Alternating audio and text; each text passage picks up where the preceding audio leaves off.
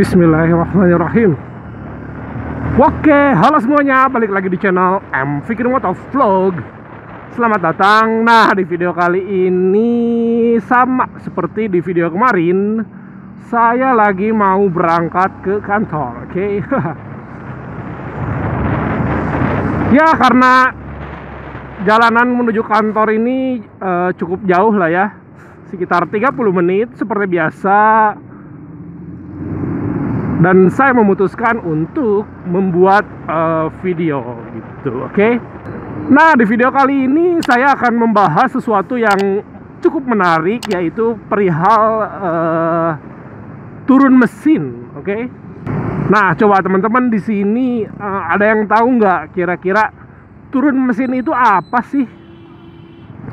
Boleh komen aja di kolom komentar. Nah, biasanya ketika seseorang pengendara atau pengguna motor, mobil mendengar kata turun mesin itu sedikit alergi gitu ya. Karena biasanya turun mesin ini diidentikan atau dikaitkan dengan sesuatu yang buruk gitu ya. Nah, sebenarnya turun mesin ini kalau bahasa bengkelnya itu adalah servis besar. Jadi itu tuh adalah kondisi di mana mesin motor kita itu dibongkar baik sebagian maupun keseluruhannya.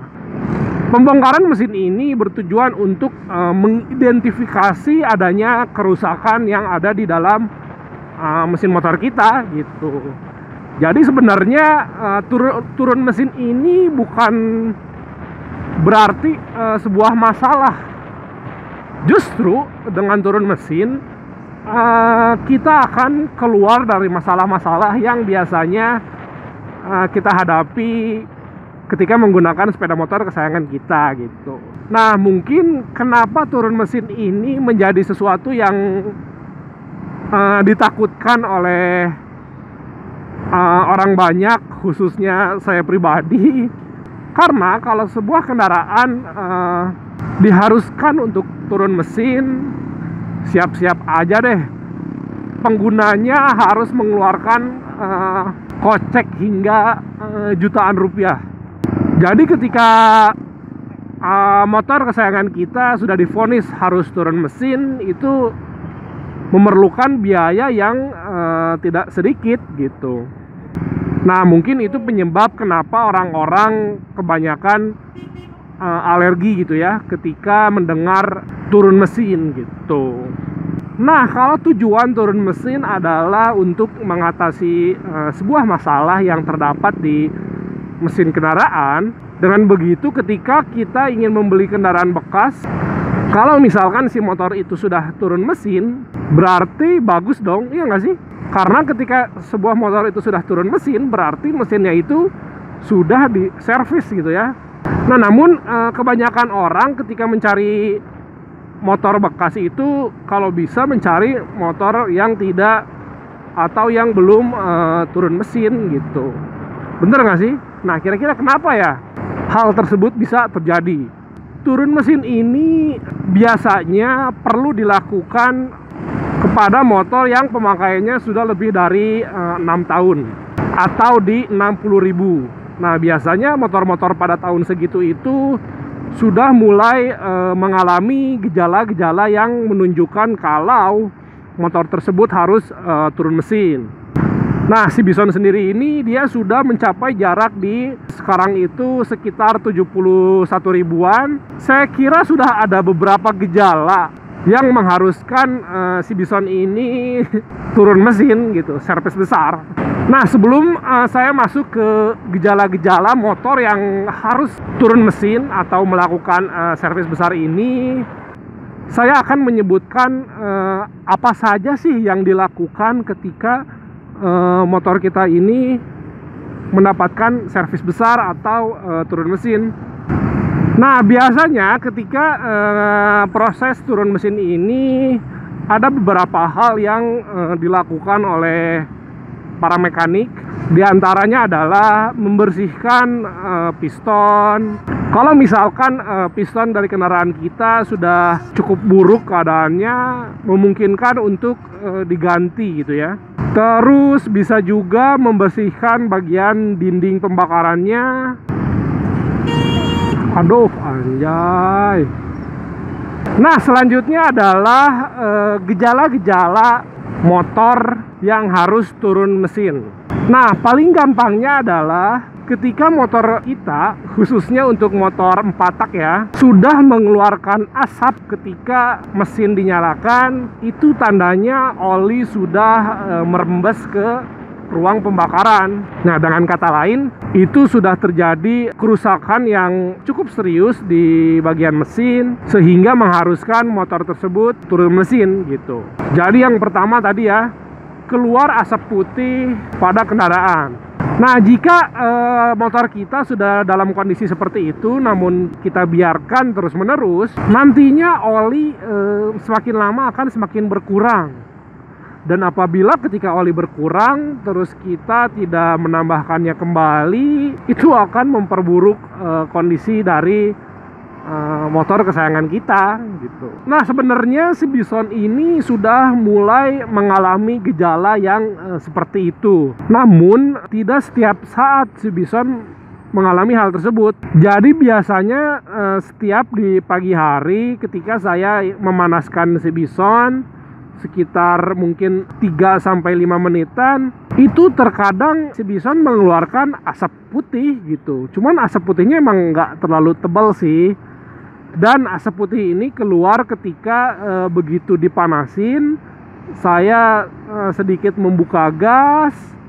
Nah, itu mulai keluar tuh asap putihnya. Tapi ketika dibiarkan beberapa saat, asap putihnya ini mulai berhenti gitu. Nah, mungkin teman-teman ada yang tahu kenapa sih kira-kira setiap saya manasin di pagi hari, dia tuh selalu mengeluarkan asap putih gitu. Kalau teman-teman tahu, silahkan komen aja di kolom komentar, oke? Nah, selain motor mengeluarkan asap putih, ketika motor kesayangan kita suara mesinnya sudah mulai berisik atau kasar, nah itu bisa jadi adalah salah satu tanda atau ciri-ciri motor tersebut harus turun mesin gitu. Nah, ciri-ciri yang ketiga adalah motor susah dihidupkan. Nah, terus ciri-ciri yang terakhir adalah motor kita terasa semakin berkurang tenaganya gitu. Jadi ketika teman-teman merasa kok motor saya sudah nggak se-powerful dulu ya, nah mungkin itu bisa jadi suatu pertanda kalau motor teman-teman itu harus turun mesin. Nah, ngomongin soal berapa sih biaya yang diperlukan untuk turun mesin ini, kalau di dealer Yamaha yang pernah saya kunjungi itu, biaya servis besar itu sekitar di 350.000. Jadi itu baru jasanya aja loh ya, belum dengan spare part yang harus digantinya gitu. Jadi biaya turun mesin ini tergantung dari seberapa banyak spare part yang perlu diganti. Nah, tadi kita udah ngomongin mengenai apa itu turun mesin, terus ciri-ciri motor yang harus turun mesin. Nah, sekarang kita masuk ke pembahasan mengenai apa sih penyebab motor kita itu bisa turun mesin. Oke. Penyebab yang pertama adalah kita sering telat ganti oli. Nah, mungkin ini pernah saya lakukan juga di si Bison ini. Ternyata ganti oli ini sangat penting loh teman-teman untuk kesehatan motor kita ini. Ya, karena fungsi oli adalah melumasi mesin ya kan. Dan ketika kita telat ganti oli, wah itu udahlah, resikonya itu adalah mesinnya gitu. Pada umumnya ganti oli ini disarankan setiap 2000 sampai 4000 km sekali. Kalau ingin lebih tepatnya adalah teman-teman bisa buka di buku panduan pengguna sepeda motor. Jadi kalau misalkan teman-teman beli motor baru tuh suka dikasih kan itu buku servisnya, buku panduan penggunanya. Nah, di situ ada tuh petunjuk kapan sih saya harus ganti oli gitu kan. Harus ganti busi dan lain-lain gitu. Teman-teman bisa buka aja di situ. Kalau si Bison sendiri sih, kalau di buku servisnya itu adalah setiap 3.000 km sekali. Nah, namun saya baca di beberapa blog, ternyata si Bison ini disarankan untuk ganti setiap 1.500 km sekali gitu. Dan ternyata bener sih, ketika saya ganti di 2.000 km, olinya itu udah hitam banget gitu. Ya, jadi itu yang pertama ya, seringnya telat ganti oli. Oke, nah yang kedua adalah mengabaikan servis rutin. Nah, jangan salah teman-teman, servis rutin ini sangat penting untuk dilakukan, meskipun ya yang namanya servis rutin ya itu bisa mengeluarkan uang yang lumayan juga. Seperti si Bison ini tiap servis rutin mungkin dilakukan sekitar 3-4 bulan sekali, dan setiap servis rutin biasanya sih hanya servis ringan, bersihin karburator, bersihin filter udara, terus ganti oli, itu sekitar di 100.000 rupiah. Nah, jadi mungkin kalau misalkan dalam setahun bisa 3 atau 4 kali servis, itu bisa mengeluarkan uang sebanyak 400.000 gitu. Nah, tapi jangan salah teman-teman, ketika teman-teman sering melakukan servis rutin, nanti enaknya itu dirasakan oleh teman-teman sendiri gitu. Karena kalau misalkan motor rajin diservis rutin, itu tuh motor bakal lebih enak. Terus efek jangka panjangnya itu sangat kerasa teman-teman. Beda banget ketika sebuah motor sering servis rutin dan motor yang jarang atau tidak pernah diservis gitu. Jadi servis rutin ini jangan disepelekan ya teman-teman. Karena ya ketika kita memutuskan untuk menggunakan sebuah motor, ya kita harus mau juga kan untuk mengeluarkan biaya untuk servisnya gitu. Ya istilahnya jangan cuma pakai doang gitu ya. Nah, alasan yang ketiga adalah sering digunakan untuk menerobos banjir. Nah, ternyata menerobos banjir ini bisa berdampak kepada mesin kita, bahkan bisa menyebabkan motor kita ini harus turun mesin gitu kan. Nah, karena ketika kita melewati genangan air atau banjir, itu air bisa masuk ke mesin melalui knalpot ya. Ketika air sudah masuk ke dalam knalpot lalu ke mesin, nah itu udah nggak beres sih kalau kayak gitu kan. Nah, makanya untuk teman-teman yang sering menerobos banjir, alangkah baiknya sering-sering pula untuk servis, ganti oli ya kan, supaya motor teman-teman tidak sering turun mesin gitu. Oke, yang keempat adalah jarang mengganti air radiator. Nah, untuk motor-motor yang memiliki pendingin radiator, air radiator ini sangat penting untuk mendinginkan motor. Oke, nah dan yang terakhir adalah perilaku berkendara. Nah, perilaku berkendara ini ternyata menentukan umur mesin kendaraan kita ya. Kalau teman-teman sering menggeber motornya, terus ugal-ugalan, sering buka tutup gas secara spontan gitu, ternyata itu bisa menyebabkan motor kita ini lebih mudah rusak. Nah, jadi sebaiknya dalam mengendarakan sebuah motor ya nyantai aja gitu ya. Nah, kayak gitu tuh contohnya. Wah, kayak gitu tuh. Sering ngegas, itu bisa menyebabkan bagian dalam motor itu cepet aus gitu. Ya, jadi kalau emang teman-teman pengen motornya awet, ya pakailah sewajarnya.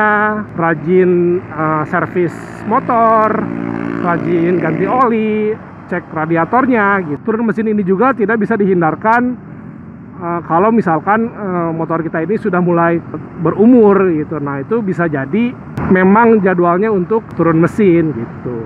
Nah, ini nih kayak motor di depan nih udah mulai berasap kan, itu bisa jadi harus turun mesin tuh karena olinya sudah masuk ke ruang pembakaran gitu. Oke, mungkin cukup sekian video kali ini. Makasih untuk teman-teman semua yang udah sering nonton channel MPikir Motovlog. Makasih banyak. Kalau ada yang ingin ditanyakan, jangan lupa komen di kolom komentar. And see you di video selanjutnya. Bye-bye.